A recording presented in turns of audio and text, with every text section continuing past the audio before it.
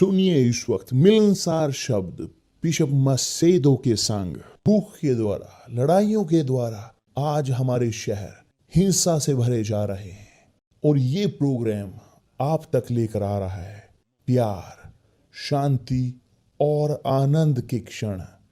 एक ऐसा प्रोग्राम जिसको तैयार किया गया है बेहद ख्याल रखते हुए आपके हृदय के लिए।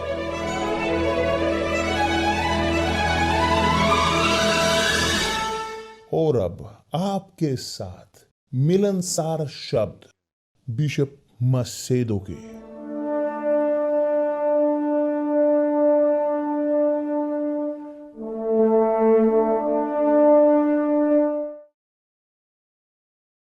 नमस्कार मेरे प्रिय दोस्तों, परमेश्वर आप सबका भला करे मगर वास्तव में आशीष दे।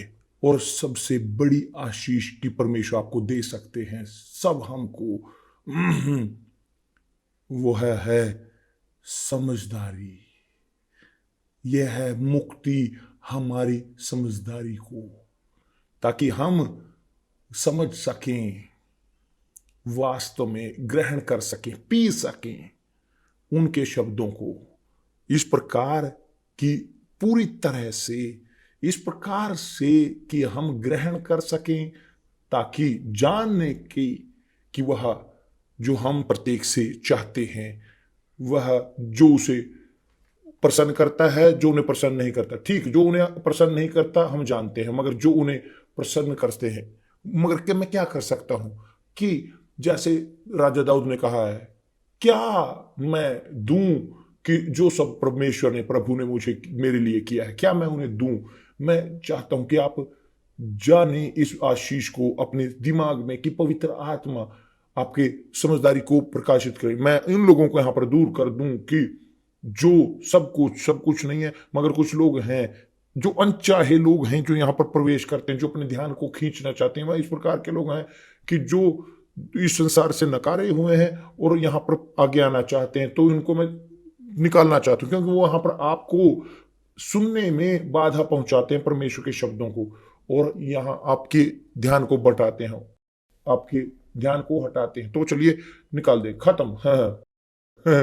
ठीक, तो यहां मेरे दोस्त, सबसे बड़ा आशीष जो परमेश्वर हमें दे सकते हैं, कि जो वो हमें देते हैं वह है पवित्र आत्मा। पवित्र आत्मा क्या है? वो बुद्धिमानी की, समझदारी की, बुद्धिमानी की, जानने की, ज्ञान की। पवित्र आत्मा है भय की, जो प्रभु की आत्मा है मजबूती की, सामर्थ्य की, सब कुछ जिसकी हमें जरूरत है पवित्र आत्मा की, जीने के लिए, इस संसार में जीतने के लिए, विश्वास के द्वारा। पवित्र आत्मा वह सब कुछ है और उससे कहीं ज्यादा। तो मैं चाहता हूं आपके साथ कि आप जाने, ग्रहण करें परमेश्वर की इस आत्मा को। परमेश्वर की आत्मा प्रभु यीशु मसीह का दिमाग है, विचार उनके। पवित्र आत्मा समझदारी की आत्मा है, विश्वास की आत्मा है, जो हम लोगों के अंदर साहस पैदा करती है, ताकि हम निर्णय सही ले सकें। वह निर्णय कि जो सहमत हो परमेश्वर की इच्छा के साथ। ठीक, हमने कल बात की थी पहले प्रेम के बारे में, याद है? प्रभु यीशु ने इफिसियुस की को डांटा, फटकार लगाई, जो यहां पर कहा कि तुमने अपने पहले प्रेम को छोड़ दिया है। पहले प्रेम को, आपके पास काम है, आपने बहुतों ने धीरज धरा है, मगर आपने पहले प्रेम को छोड़ दिया। क्या है पहले प्रेम को छोड़ने कि इफिसुस के चर्च के लिए क्या है इसका मतलब? वास्तव में यह है पहला प्रेम, कि जो दूत, जो चर्च का दूत है, पास्टर है, जो इफिसुस की चर्च का, जो दर्शाता है हर एक हमारी, इस प्रकार से हर प्रकार की चर्च दर्शाती है एक व्यक्ति के चरित्र को, एक मसीही को। तो आप जान सको कि आप जानना चाहते हो कि आप कौन हो, तो पढ़ें ये 7 पत्र प्रकाशित वाक्य के, और आप देखोगे कि आप उनमें से एक होगे। मैं भी उनमें से एक हूं। मैं पूरी तरह सुनिश्चितता से हम सब प्रभु यीशु में विश्वास करते हैं, हम यहाँ पर मौजूद हैं। मगर पहला प्रेम वो मतलब है, उसका मतलब है, दर्शाता है पूरी तरह से हमारी पैशन को आत्माओं के लिए। जब हम चाहते हैं आत्माओं को जीतना प्रभु यीशु के लिए, जब हम आत्माओं को यीशु के लिए जीतना चाहते हैं, क्योंकि हम वास्तव में जो बचाए जाते हैं, केवल जो बचाव में होते हैं, वास्तव में जो समझते हैं कि क्या है वास्तव में, और चाहते हैं दूसरों के लिए भी वही जो वो है। देखिए, यह है पहला प्रेम, और जो पहला महान प्रेम है। और इसी महान प्रेम के कारण व्यक्ति वास्तव में उनके पास अपने जिंदगी में होते हैं पहला प्रेम। वो सब कुछ करते हैं अपने पूरे हृदय के साथ ताकि वो भाग ले सकें, मगर वो जो उसके कारण नहीं दिखाने के, मगर जो उनके अंदर है, यहाँ तक कि कम से कम उनके पास बहुत कम हो, वो चाहते हैं अपने पूरे सब कुछ के साथ ताकि दूसरे लोग भी कम से कम आए और बचाए जा सकें उनके साथ। तो यही है पहला प्रेम। तो पहला प्रेम, हाँ, सब कुछ इसका लेना देना है दशमांश के साथ। हम इसके बारे में बोलेंगे क्योंकि आप जानोगे कि दशमांश इससे कहीं पहले 10% से कहीं ज़्यादा है, और आप जानोगे कि कितना महत्वपूर्ण है कि आप जानोगे। और यहाँ तक कि आप इस वक्त इस प्रकार के व्यक्ति हों कि जो इग्नोर करते हैं कि इसको लेकर, दशमांश की पवित्रता को लेकर, आप जानोगे कि आपकी जिंदगी इस पर निर्भर करती है। आपकी जिंदगी इस पहले प्रेम पर निर्भर करती है। आपकी जिंदगी निर्भर करती है, जी हाँ, इस पहले प्रेम पर। दशमांश अगर आप मेडिटेट करो सही तरीके से हमारे साथ, जो इस सप्ताह हम बोल रहे हैं कि वह, इसका मतलब है पहला महान जो आदेश है, ये है पहला प्रेम, ये पहला हिस्सा, पहला 10% की एक शब्द है। मगर देखिए, दशमांश सीधा नहीं है कि, मगर क्या है, माँ अमय, जिसका अर्थ है दशमांश कि दूसरे शब्दों में पहले 10%, पहले फल। तो यह शब्द, इसके सब कुछ है लेना देना हमारे अंतरंगता के साथ परमेश्वर की। क्योंकि पहले दशमांश, या बेहतर बोलते हुए दशमांश देने वाला, वह मानता है परमेश्वर को अपने प्रभु के रूप में, अपनी चीजों का, यहां तक कि अपनी जिंदगी का भी जो उसके पास है, अपना परिवार, अपने बच्चे, अपना काम, अपनी समझदारी, अपनी बुद्धिमानी, आपकी जानकारी, अपने डिप्लोमा, अपनी सफलता, सब कुछ जो वो है, सब कुछ जो वो है, जो सब कुछ उसके पास है, जो सब कुछ उसका है, जो होना चाहता है, वह संबंध रखता है प्रभु से। वह उनके प्रभु परमेश्वर होते हैं उनके, और क्या दूसरे शब्दों में वह सेवक बनते हैं। दशमांश देने वाले एक सेवक है। यही है बुद्धिमानी, सेवक। क्योंकि सेवक परमेश्वर का वह है कि जो सेवा करता है, और सेवा अपने बेहतरीन के साथ, जो उसके पास है, सबसे बेहतरीन के साथ, कम लगभग नहीं। देखिए, यहाँ पर अगर आप देखो पुराने दस्तावेज में, मगर लोग हैं कि बोलते हैं, ओ बिशप, दशमांश पुराने दस्तावेज का नहीं है। ठीक, यहाँ पर हम देखेंगे कि दशमांश हुआ जो मूसा के नियम से भी पहले था। 400 साल पहले कि परमेश्वर ने जब मूसा को नियम दिए सिनाई पर्वत के ऊपर, अब्राहम ने, वह दशमांश था, अब्राहम दशमांश देता था। नूह जब आर्क से, नाव से पहले आया, जो पहली चीज उसने की, वह जब उसने अपने वहां पर दाखरस को बोया, अपनी वहां पर क्या की, सबसे पहली चीज उसने क्या की, वहां पर अपना भेंट दिया। भेंट मेरे दोस्त क्या है, चाहे भेंट आपकी सबसे बढ़ चढ़कर हो या किसी प्रकार अपनी इच्छा के अनुसार, या दशमांश, कि दशमांश क्या है कि सेवक सेविका परमेश्वर के जो दर्शाता है जो मानते हैं परमेश्वर को अपनी जिंदगी में पहले स्थान पर। तो जब एक व्यक्ति दशमांश नहीं देता, वह सेवक नहीं, वो चाहते हैं अगर वो क्या है कि परमेश्वर के पुत्र हों, देव दशमांश देने वाले वफादार, वो परमेश्वर के सेवक हैं। देखिए, कृपया करके ध्यान दीजिए कि जो यहां पर लिखा है पुराने दस्तावेज में, आप ताकि समझ सको, नए दस्तावेज को आपको समझने की जरूरत है पुराना दस्तावेज, क्योंकि पुराना दस्तावेज है छाया है कि जो आने वाला था, जो पौलुस ने अपने पत्रों में लिखा है कि जो पुराने दस्तावेज में हुआ, पुराने दस्तावेज में जो पुराने गठबंधन में वो होगा, और सबसे कि प्रभु यीशु के आने के साथ जिसका संबंध था। कि देखिए पुराने दस्तावेज में क्या लिखा है ताकि आप समझ सको क्या है इसका मतलब।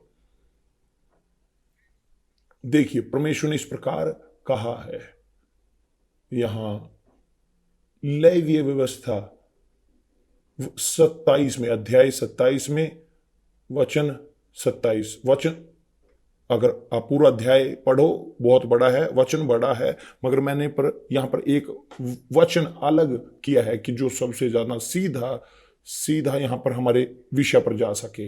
यहां पर परमेश्वर के शब्दों में लिखा है, वचन 26 देखिए इस प्रकार है, पर घरेलू पशुओं का पहिलौठा, जो पहिलौठा होने के कारण परमेश्वर का ठहरा है, उसको कोई पवित्र ना ठहराए, चाहे वह बछड़ा हो, चाहे भेड़ या बकरी का बच्चा, वह परमेश्वर ही का है। कि दूसरे शब्दों में कि परमेश्वर यहां पहिलौठे के बारे में, एक पशु के पहिलौठे यानी पहले जन्म होने के, कि जो है वो परमेश्वर का है, कि दशमांश वो परमेश्वर का है। आप कमाते हो, बोलते हो इस प्रकार, आप 10,000 कमाते हो और उसके पहले 1,000 वो परमेश्वर के हैं। अगर आप उन वेदी पर परमेश्वर की लौटाते हो या नहीं, कि चाहे दूसरे 50% हो, मगर पहले परमेश्वर के वो 1,000 हैं, वो पवित्र हैं परमेश्वर के लिए, वो संबंध रखते हैं परमेश्वर से, वो पवित्र किए जा चुके हैं परमेश्वर के लिए, कि दूसरे शब्दों में अलग कर दिए गए हैं परमेश्वर के लिए। तब आप समझोगे कि क्यों प्रभु यीशु इस प्रकार परमेश्वर बोलते हैं कि क्या मनुष्य परमेश्वर को ठग सकता है, कि जो व्यक्ति 10,000 कमाता है और पहले उस 1,000 को लेकर उसे खर्च कर देता है अपने साथ, वह ठग, वो चोर बोला जाता है परमेश्वर के द्वारा, क्योंकि वह उसको चुरा रहा है जो परमेश्वर का है। जो परमेश्वर का है वो परमेश्वर से संबंध रखता है, वो पवित्र किया जा चुका है परमेश्वर के लिए। अगर वह अपने लिए इस्तेमाल करता है तो वो दोषी है। अगर वो इस्तेमाल कर रहा है कुछ कि जो है परमेश्वर का, वो खुद परमेश्वर को ठग रहा है।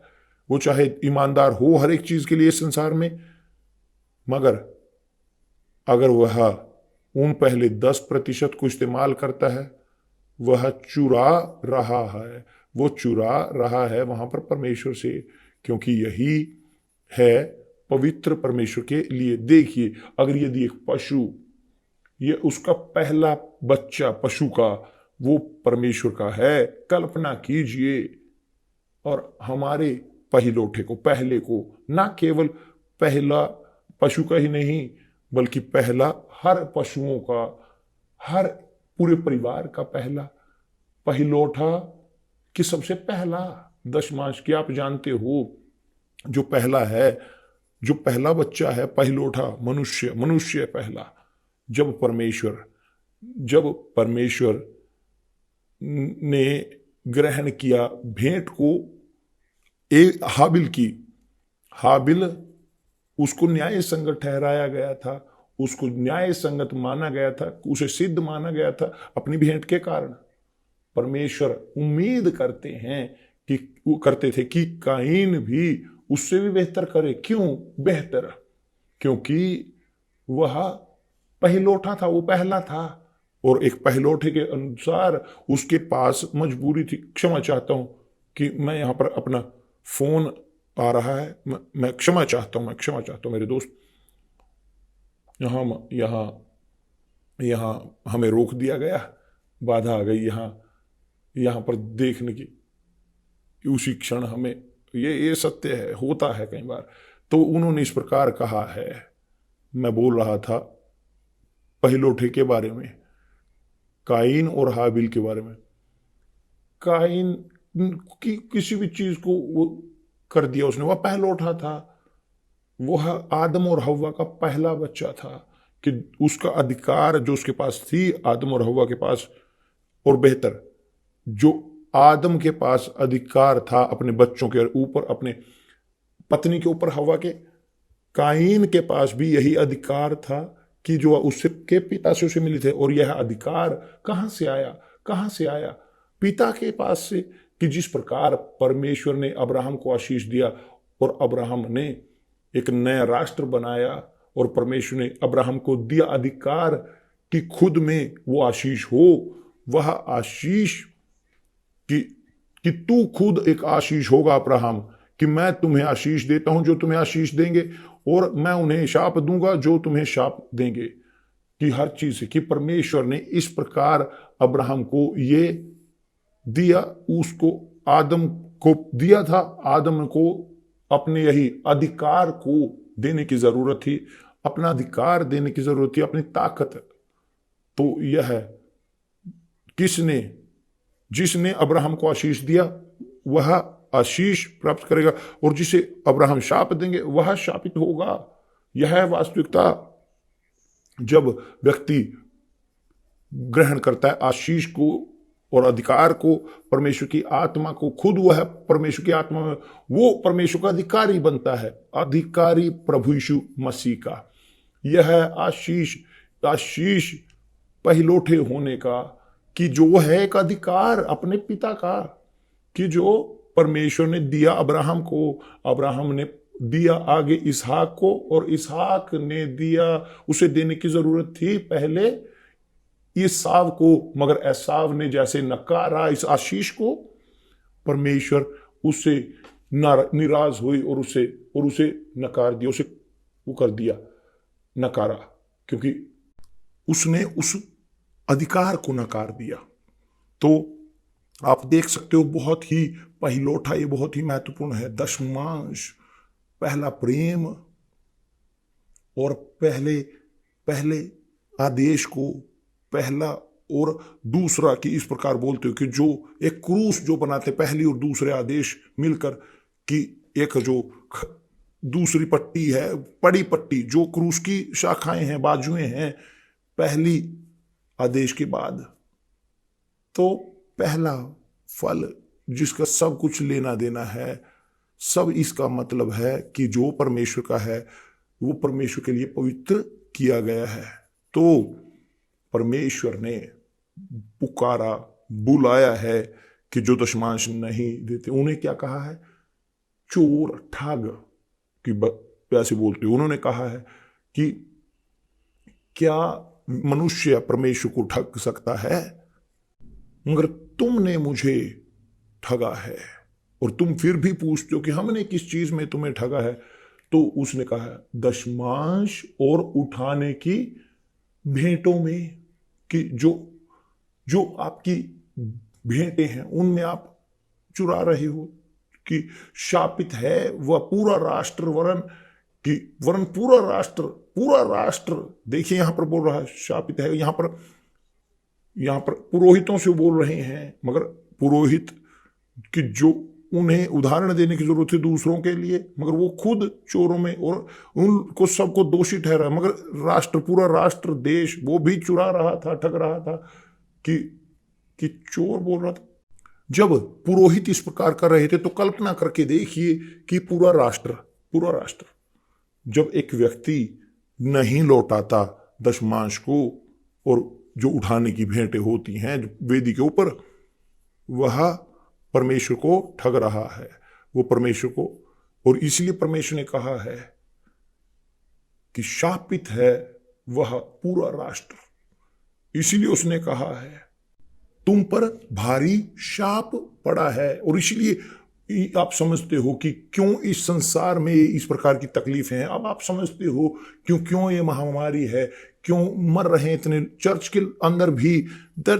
अंदर भी लोग जो बोलते हैं मसीही हैं, जो विश्वास के हैं, मैं नहीं जानता कि क्यों, मैं नहीं जानता कारण क्यों, मगर मैं ये जानता हूं एक चीज कि परमेश्वर के साथ आप खिलवाड़ ना करें।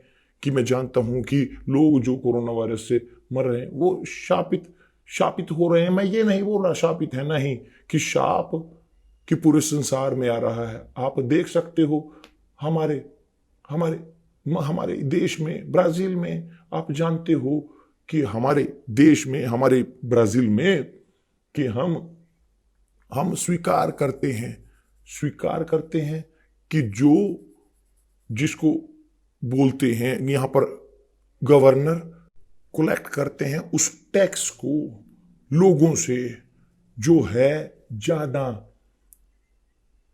3 ट्रिलियन रियाइस का। कि आप जानते हो कि कितना लोग जो ग्रहण करते हैं उसके बदले में जो बेनिफिट ग्रहण करते हैं वो 3 ट्रिलियन से ज्यादा है। वो सब कहां दूसरों को जाते हैं, ना कि थोड़ा सा नहीं है। ये थोड़ा सा नहीं है, ये बहुत ज्यादा है मेरे दोस्त। क्यों? क्योंकि वो खर्च करते हैं मशीनों के साथ, एडमिनिस्ट्रेशन के साथ, और केवल 1% सब इस पैसे का 1% वो उसका लाभ उठाया जाता है। ये स्पष्ट है कि आप 1% से अगर हम दूसरी कॉस्ट है उसको देखें कि सब जो टैक्स है वो सब लोगों की इनकी सैलरी में जाएगा। सब आप देख सकते हो कि कितना मैजिस्ट्रेट हैं, कि जो कितने लोग हैं जो गवर्नर के हैं, जो इस स्टेट में म्यूनिसिपैलिटी में, कि कितना सारा पैसा कमा रहे हैं। क्यों? क्योंकि ये इस प्रकार के लोग वो कंज्यूम करते हैं इन्हीं 3 ट्रिलियन से भी ज्यादा, कि दूसरे शब्द में, मगर वो खोते भी हैं। कि जैसे वो कमाते हैं वो खोते भी हैं। मगर वो देखें, मगर क्या बुलाए जाते हैं? चोर। अगर वो वफादार नहीं है दशमांश में। क्षमा चाहता हूं।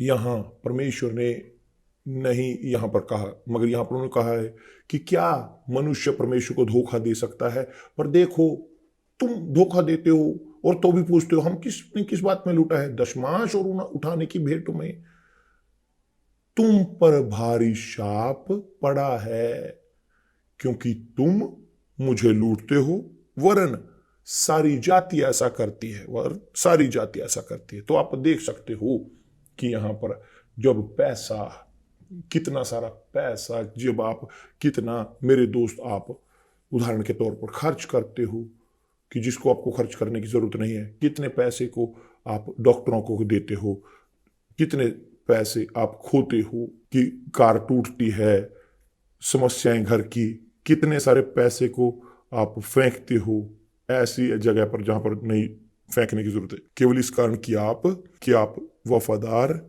नहीं हो या परमेश्वर के प्रति वफादार नहीं हो रहे होते हो। जब एक व्यक्ति परमेश्वर के प्रति वफादार होता है, जब परमेश्वर के प्रति वो वफादार होता है और वह परमेश्वर से मांगता है, डिमांड करता है, जी हाँ, परमेश्वर से डिमांड करता है उसके वादों को, तो वो ग्रहण करता है उसको कि जिसका उसके पास अधिकार है।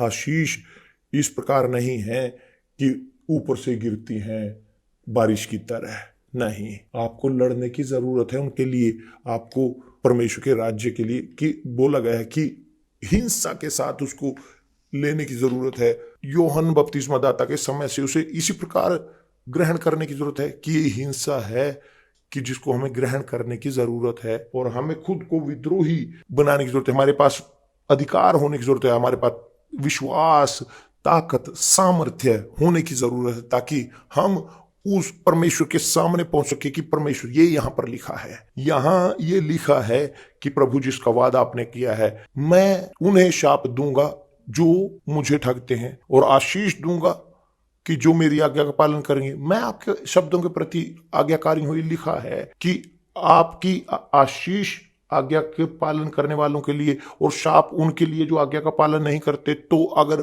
मैं आपके प्रति आज्ञाकारी हूं तो क्यों मैं इस परिस्थिति का सामना कर रहा हूं? क्यों मेरी साथ ये हो रहा है? क्यों ये आत्मा शाप की मुझ तक, मेरे घर तक आई है? कि आपके पास ये अधिकार है परमेश्वर से मांगने का अपने अधिकार को, और जब आप डिमांड करते हो, अगर आप वफादार हो परमेश्वर के प्रति, आप सुनिश्चितता के साथ, पूरे विश्वास के साथ, आपको उनसे बोलने का डर नहीं होता कि आप बोले कि आपके विद्रोह के साथ, मगर अन्याय के साथ कि जो आपकी जिंदगी में हो रहा है। नहीं, दशमांश देने वाले के पास ये अधिकार है, दशमांश वफादार के पास वह यह ज्यादा या कम नहीं करता जो उसका जिम्मेवारी है, मगर इसके साथ उसके पास अधिकार है परमेश्वर से मांगने का, अपने न्याय को मांगने का, कि जो उसने वादा किया है। प्रभु यीशु ने कहा है, मैं स्वर्ग के झरोखे खोलकर आशीष की अपरंपार वर्षा करूंगा। मैं देखना चाहता हूं इस आशीष को, मैं देखना चाहता हूं कि ये सत्य है कि प्रभु है, कि जिसने बोला है, या नहीं कि अगर प्रभु है तो ये होने की जरूरत है। तो अभी तक क्यों नहीं हुआ? कहां मैं गलत कर रहा हूं? तो मेरे दोस्त, जब एक व्यक्ति नहीं लौटाता दशमांश को जो पहले से उनका है, जो कम से कम वो जो वफादार नहीं होता, तो यही उसकी जिंदगी में दशमांश जो उठाने का है, भेंटों की है, तो हमें जरूरत है।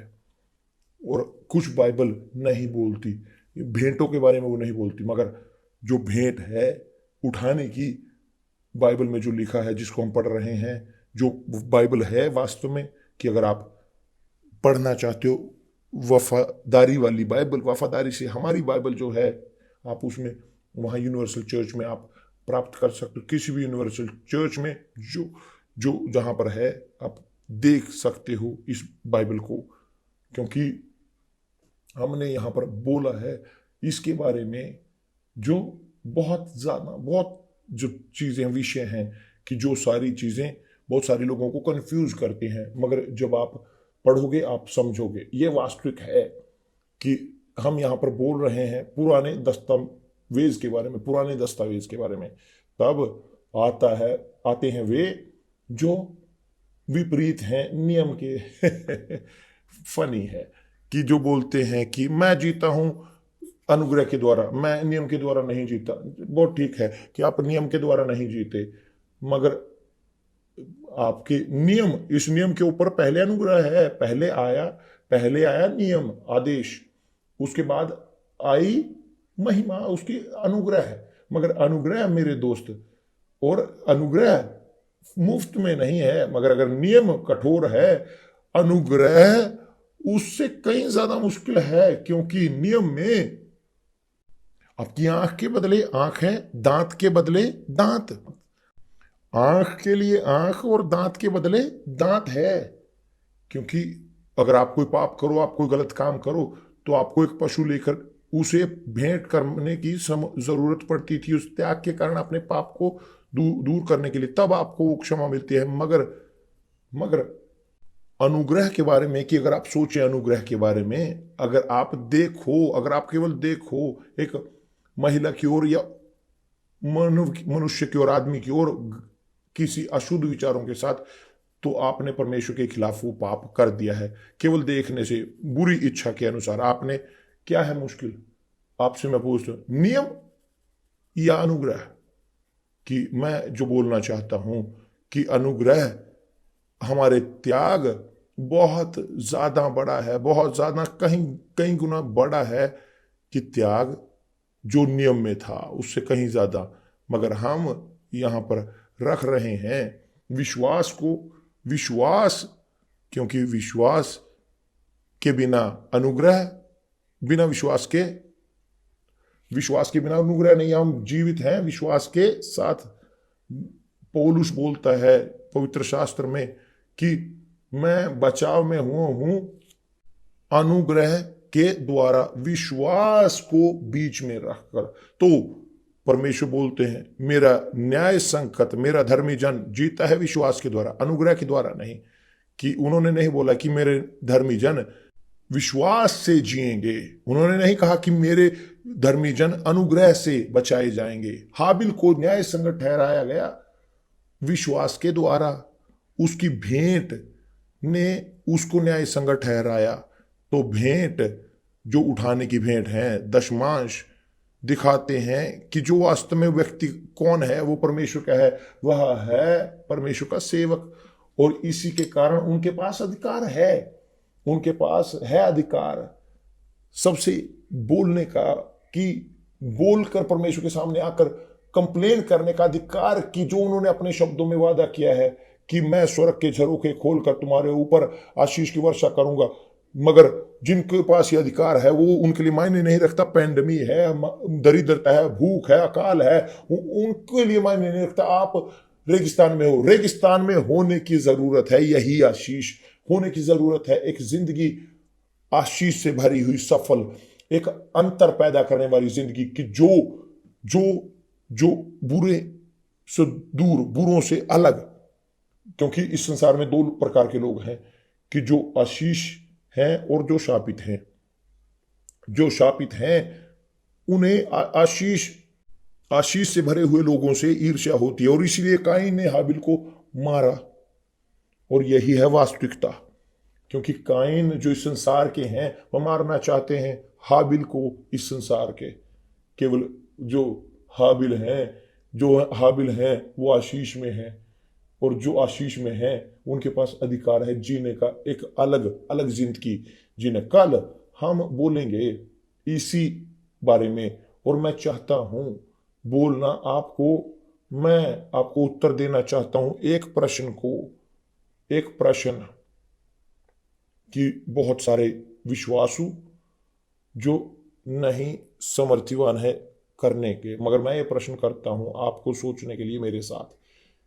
क्यों यह है कि प्रभु यीशु ने बोला बहुत कम दशमांश के बारे में और भेंट के बारे में? बहुत इतना कम क्यों बोला है? हम कल देखेंगे विशेष तौर पर दशमांश, क्योंकि भेंट हम सब जानते हैं, दशमांश। मगर क्यों इतना कम प्रभु यीशु ने बोला है दशमांश के बारे में और दशमांश देने वालों के बारे में? कल हम यहाँ पर इसका उत्तर देने जा रहे हैं कि वास्तव में वह नियम में जी रहे थे, वह अनुग्रह में जी रहे थे, कि वहां दशमांश देने की जरूरत नहीं है। आप इसका उत्तर कल देखोगे, ठीक है? तो आज यहीं पर हम देखते हैं, रुकते हैं। मत भूलिएगा इस रविवार को महान उत्सव होने जा रहा है, प्रथम फलों का उत्सव। कि उत्सव जो दिन है कि जिस दिन लोग अपने प्रथम फलों को जो परमेश्वर के समर्पित करते हैं, और कि जिस दिन उस दिन परमेश्वर ने अपने पवित्र आत्मा को उस दिन लोगों के ऊपर आया। पवित्र आत्मा के उतराव का दिन प्रभु यीशु ने यही रखा था कि जो दिन था प्रथम फलों का। और कौन जानते हैं मेरे दोस्त कि आप पवित्र आत्मा से बपतिस्मा ग्रहण करो इस रविवार को। तो आपको विश्वास में होने की जरूरत है, विश्वास में जाएं तो इस रविवार पूरे विश्वास के साथ और बचा कर रखें वहां अपने आप को यरूशलेम की वह जगह कि जहां पर पवित्र आत्मा उतरेगी। सुनिश्चित हो सकते हैं यूनिवर्सल चर्च में हम काम करेंगे कि यह हो आपके साथ, ठीक है? तो कल हम आपके साथ आपके प्रश्नों के उत्तर देते होंगे कि बहुत सारी दुविधाओं को दूर करेगा मसीही लोगों की, कि जो दशमांश देने की जरूरत है या नहीं। परमेश्वर आप सबका भला करे।